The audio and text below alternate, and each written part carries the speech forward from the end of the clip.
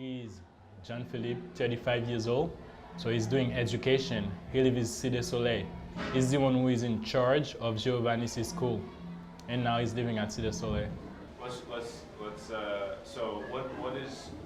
is your role here in Haiti? Key Wolu on Haiti. I am a young of Cité Soleil, and I have done my class at Cité Soleil, my kindergarten and my terminal grade. I've done all at Cité Soleil. And all my experience, either in education, so I have it in Cité Soleil. All the program that will help Haiti, talking about education, so I'll be in it. All the program that can make Haiti develop, so I'll be in it because this is what I'm doing, because I'm doing education.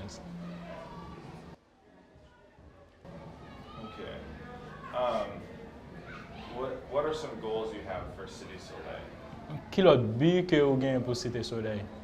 So the population of Cité Soleil see me in a different way. They see me as a political leader, but me, I see myself as a social leader. But it depends on what the situation is. So as they want me as a leader, but it's not my goal, but I can be used as a leader to serve the population of Cité Soleil. Talking about Cité Soleil, let's start in the 70s to 80s. So it was not that bad, but after the revolution, the political stuff that was going on after the ex-president, so we start having those problems with gangs. They were doing bad things. So this way, we were able to talk in a bad way about Cité Soleil. And there were like many NGOs who came at Cité Soleil. So they say they have done a lot for Cité Soleil. But in my eyes, I did not see anything happen. We did not have any change. So still the same things. But now with the project that we have, we can start talking about Cité Soleil in a different way. I remember I was talking to Jeff Clark, and one time I have told him that he will be able to work in Cité Soleil 9. Yeah. Just for the kids of Cité Soleil, what is the danger that they could grow up? I mean, because he's working at a school, wanting to help the kids. Could he maybe compare the differences between kids who have an opportunity to go to school and then kids who kind of join gangs, and you know what I mean? Like, what are the dangers of the kids who don't go to school? What do these kids face as far as like pressure for doing bad things? So there's a big difference between those two kids. The one who goes to school, he spends his time at school, and we make other activities for them so that they do not go in the bad thing. We tell them to go to church. We have also social activities, and we are giving them a good education for tomorrow. And they also go to professional school so that they can have something to do tomorrow. But the other kids, they spend all the time in the streets, so they have more time to be in the bad things, to wear a gun, kind of like that. Or for example, like you, who is questioning me, you come from your country to help and understand the reality. So that's a part of your education, because you've been going to school and you understand what it really means to be part of a school. So you use your knowledge to come here in Haiti. It's like almost the same thing. There's children who do go to school, and they are even more kind because they are in a school or either a family. So they know how to obey to somebody. But for the other children who are living in the street, so they live in their own behavior. So they don't have no respect for someone. So if you try to talk to them, maybe they will not respect you. For example, if we try to gather all the kids from the country to one place, maybe most of them will not listen. Most of them will not have respect, because some of them have been on the street and did not have respect for anybody. So they will still be like this because they did not go to school.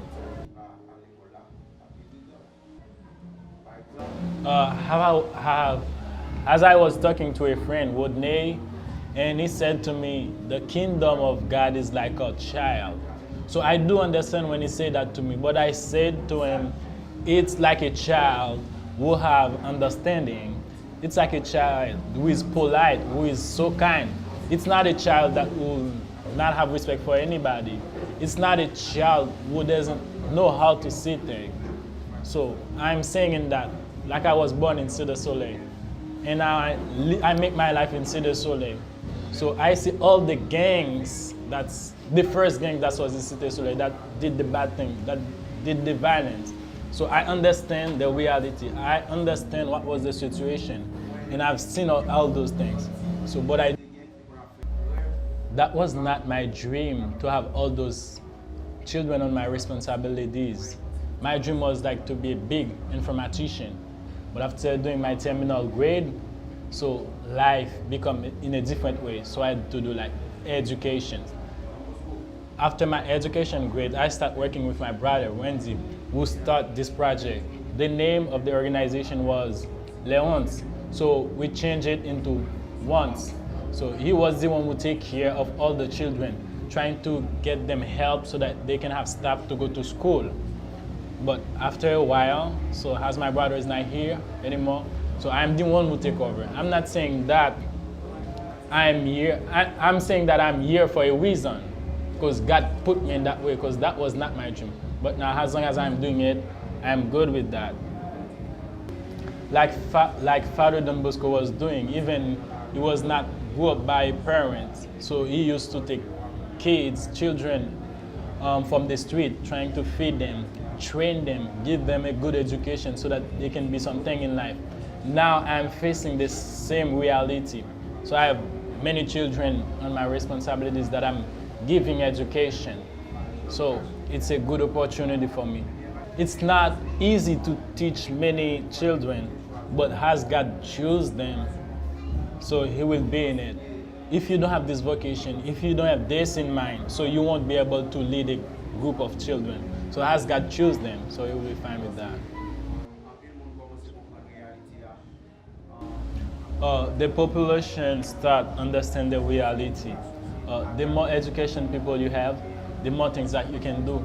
All the good things that we want to do for Cité Soleil, either for the country, all those things should go through education. That's why we keep doing it. So if we don't have education, we won't be able to do those kind of stuff, like to help children, to help also the country. By the way, I'm saying education is not only going to school. So sometimes you should let yourself to be led. Like sometimes you have to let God educate your life. You can find education in your family, you can find it at school, and also God can teach you. It's not only living your life and think that it will happen. So people who observed us did not think about a thing like that. It's like a miracle what is happening here now in Cité Soleil, because they start feeling a changement. As I was born at Cité Soleil till my 35 years old, I don't know how many years left I have. So I start seeing the reality, and I start seeing the changed man. So maybe those kids I see now, even I'm not living, they will be the one who take over in the 35 years old and further.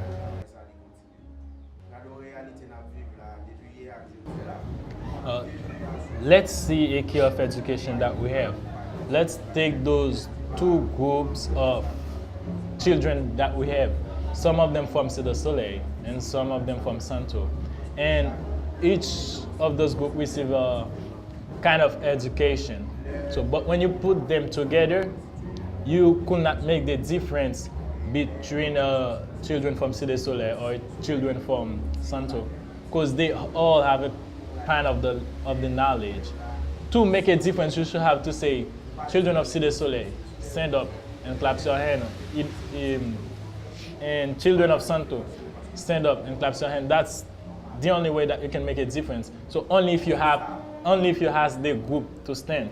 So that is a good sign.